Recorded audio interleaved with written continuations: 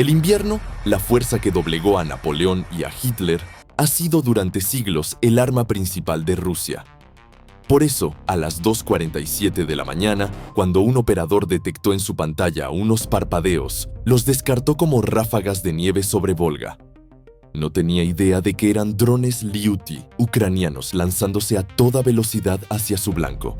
En vez de enfrentarse a los vientos cruzados de 40 millas por hora, esos aparatos los aprovecharon. Transformaron la turbulencia en una carretera aérea invisible. Cada unidad era un kamikaze, guiado con 130 libras de C4, con la mira puesta en el núcleo de la red eléctrica de Volga.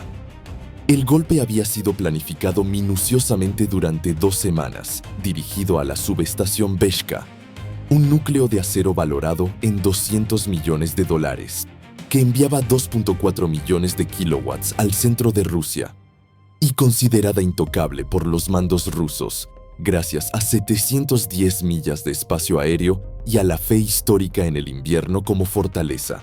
Esa seguridad reveló, sin saberlo, una falla crítica.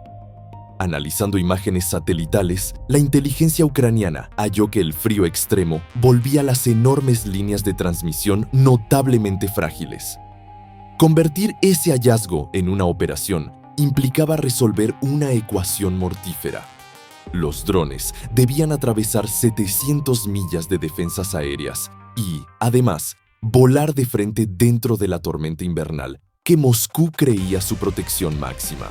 La cuestión dejó de ser solo la supervivencia del vuelo y pasó a ser cómo usar la mayor arma enemiga en su contra. A las 11:47 p.m., 5 Lyuti despegaron desde Ucrania. El marcador de combustible indicaba un alcance máximo de 620 millas. El objetivo quedaba a 710 millas. La matemática era despiadada. Sin margen extra, caerían antes de llegar. Su primer desafío fue cruzar la frontera. Descendieron hasta apenas 80 pies, rozando el suelo helado para mantenerse fuera del alcance del afilado radar ruso. Apenas cruzaron la frontera, el dron líder liberó una delicada bruma de aerosol, la primera fase de la llamada cascada tejedora del viento. Como lobos ocultos bajo una sola piel, los 5 aparatos se fundieron en una única silueta, disfrazando sus señales en el radar ruso, como si fueran una nube inofensiva. Sin embargo, el combustible seguía cayendo más rápido que los kilómetros recorridos. Todo parecía perdido, hasta que la IA cambió de estrategia. En lugar de resistir los vientos cruzados de 35 millas por hora, comenzó a usarlos a su favor, como si combatiera en una disciplina marcial. Ajustando sus alas miles de veces por segundo, el dron convirtió la fuerza del viento en impulso. El resultado fue asombroso. La eficiencia del combustible aumentó un 30%. De pronto, el viaje imposible de 710 millas era alcanzable. Durante 2 horas, la táctica funcionó. La nube fantasma avanzó silenciosa hacia el corazón de Rusia. Pero el silencio en un radar siempre guarda una duda. ¿Es que nadie mira o todos miran y esperan el momento justo para atacar? A la 1:47 a.m., a 200 millas dentro del territorio enemigo, la ilusión seguía siendo perfecta. Los operadores ucranianos observaban sus lecturas estables, confiados en su sigilo. Sin embargo, Moscú contaba con un cazador hecho a medida, el radar Nevo-M. Mientras los radares convencionales funcionan como miras de francotirador, precisos pero de alcance limitado, el Nevo-M actúa como un enorme reflector que baña el cielo con ondas de baja frecuencia. Renuncia a la exactitud, pero detecta lo imposible. No distinguía los drones, pero sí una nube de aerosol de 2 millas que no debía existir. En un búnker de concreto cerca de Samra, un operador ruso observó la anomalía moviéndose lentamente por su pantalla. Sin un blanco definido, envió las coordenadas aproximadas a una batería Panzer S-1 a 12 millas de distancia, con una simple orden: investigar. Un misil 57 E-6 surcó la noche a Mach 3. No buscó un objetivo individual, fue directo al corazón de la nube. La explosión iluminó el cielo con un destello blanco, liberando una lluvia de fragmentos de tungsteno que destrozó la formación. Uno de los drones en el ala cayó hecho trizas. El primer golpe estaba dado. El velo de aerosol se había desvanecido. 4 drones quedaron al descubierto, volando dentro de un cielo enemigo. Por primera vez en toda la noche, los rusos comprendieron con certeza total que eran la presa. El impacto del primer misil no solo destruyó un dron, también arrancó su escudo de invisibilidad. En el radar del operador del Panzer, la mancha borrosa había desaparecido. En su lugar, 4 puntos firmes y definidos avanzaban directo hacia él. El operador fijó al dron líder. El lanzamiento era cuestión de segundos, pero la inteligencia artificial ucraniana había esperado exactamente ese instante. En vez de usar bengalas o interferencias, activó el verdadero corazón de la cascada tejedora del viento. Los 4 drones giraron al unísono. Un viraje perfecto de 90 grados, colocándose en vuelo perpendicular al haz del radar enemigo. Para la tripulación rusa, la maniobra era absurda. Parecía ofrecer un blanco aún mayor. Pero en realidad, era una trampa maestra, sustentada en pura física. El radar Doppler del Panzer fue diseñado para seguir objetos que se aproximan o se alejan rápidamente. Todo lo que se mueve lateralmente o parece inmóvil se filtra automáticamente como ruido. Árboles, colinas, edificios. Al volar de costado, la velocidad relativa de los drones cayó prácticamente a cero. Es la diferencia entre seguir una pelota lanzada directo hacia ti o una que cruza el horizonte a lo lejos. El efecto fue inmediato. En el monitor ruso, los 4 objetivos desaparecieron. El sistema de puntería, valorado en millones y listo para disparar, ahora era informado por sus propios sensores de que no había nada ahí. Los drones se habían disuelto otra vez en el ruido electrónico del terreno. El operador ruso observó atónito. Su tecnología había sido vencida por una simple ley de movimiento. Los ucranianos habían esquivado la muerte por unos segundos, pero su jugada reveló su nivel. Los rusos comprendieron que enfrentaban a una fuerza disciplinada, estratégica, y su reacción no tardaría en elevar la intensidad del conflicto. En tierra, a la 1:51 am, los técnicos rusos miraban las pantallas vacías entre rabia y desconcierto.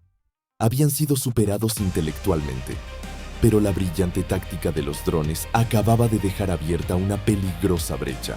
El sistema ruso creyó que solo combatía a los operadores dentro del búnker. El comandante, con la voz tensa, tomó la radio encriptada y pidió refuerzos.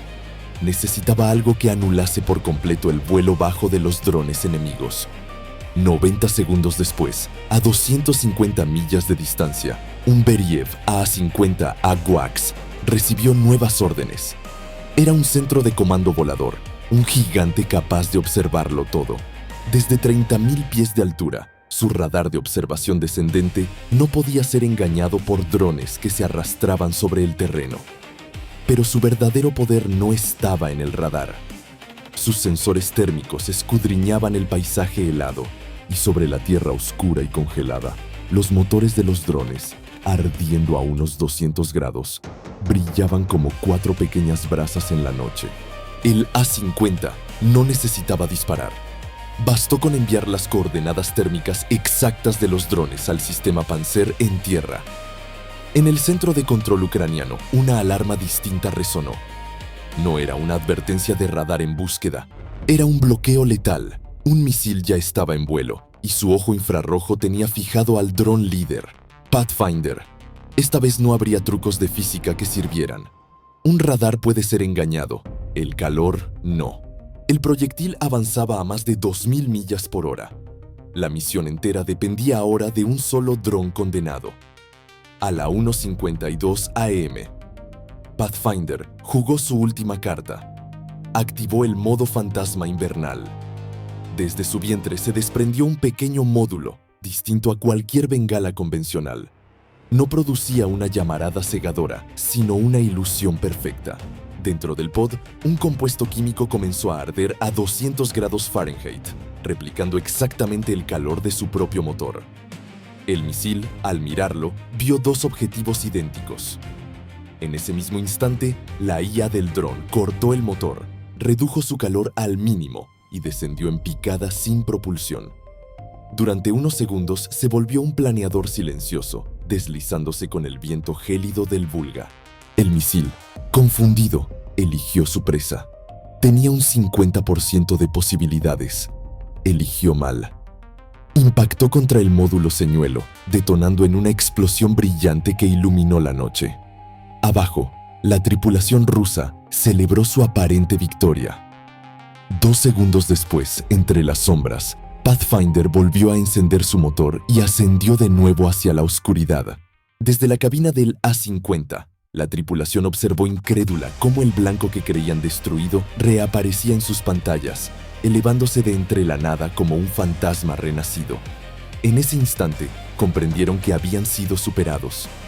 Las defensas rusas habían caído, una tras otra.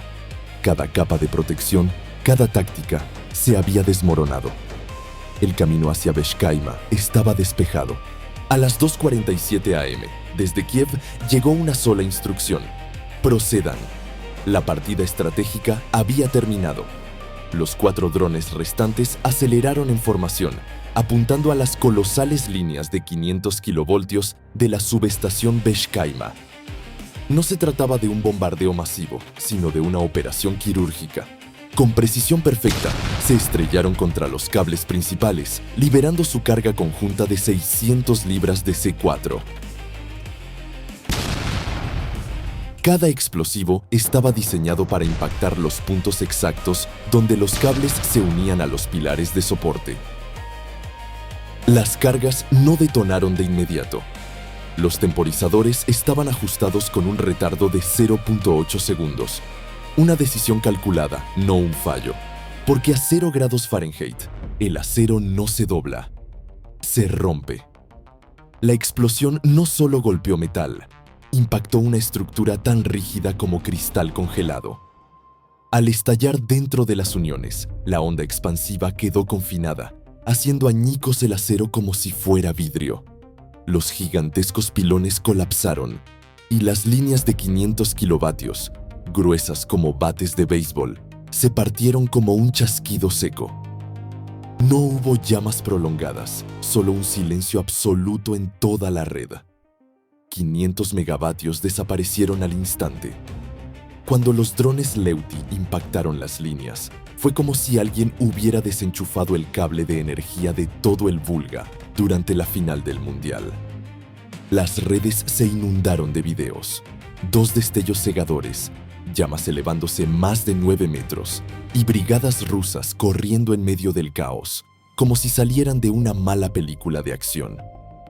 La subestación Beshkaima, el motor eléctrico de la región, quedó fuera de servicio. Casi 500,000 de hogares quedaron en penumbra. Ciudades como Julion, Cordovia y Chavash se hundieron en la oscuridad helada. Las sirenas no dejaron de sonar mientras el gobierno intentaba contener la crisis, pero era inútil.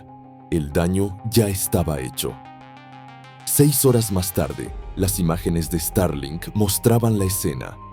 Un cráter de 6 metros de ancho y las líneas de alta tensión retorcidas como si fueran de papel. Rusia aseguró que todo estaba bajo control. Claro, bajo control como cuando golpeas el router esperando que el Wi-Fi reviva.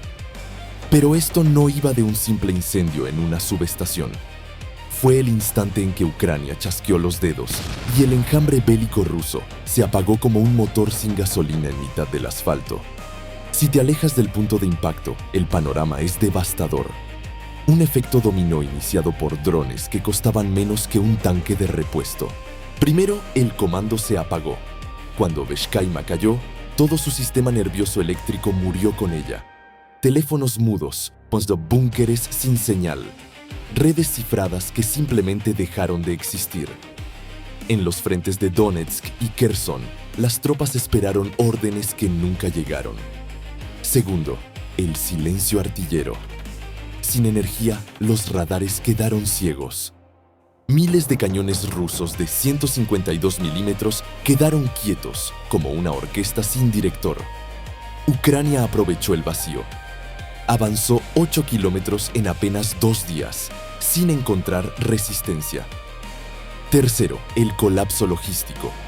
Los tanques T-90 y los convoyes del Volga quedaron congelados, literalmente.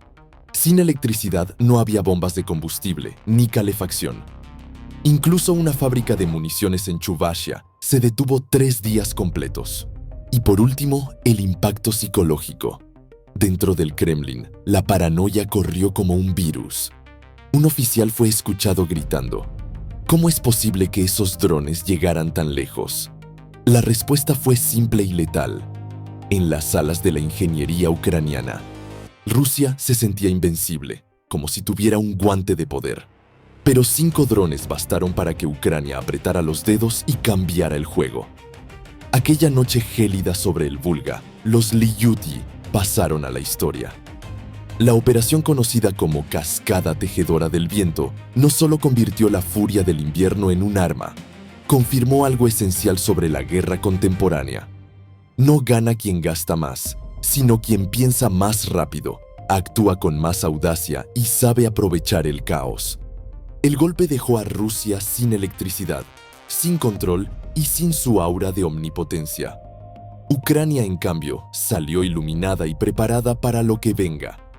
Moraleja: no provoques a los ucranianos si te apetece seguir duchándote con agua caliente y electricidad. Si valoras este tipo de creatividad en el frente, pulsa me gusta y suscríbete. No querrás perderte la próxima ocasión en que Rusia quede a oscuras. Y una pregunta para los que entienden de táctica. Si comandaras la siguiente oleada de drones, ¿a qué irías? ¿A un complejo de munición o a un depósito de blindados? Deja tu apuesta y el porqué en los comentarios. En un próximo video desmenuzaremos las opciones.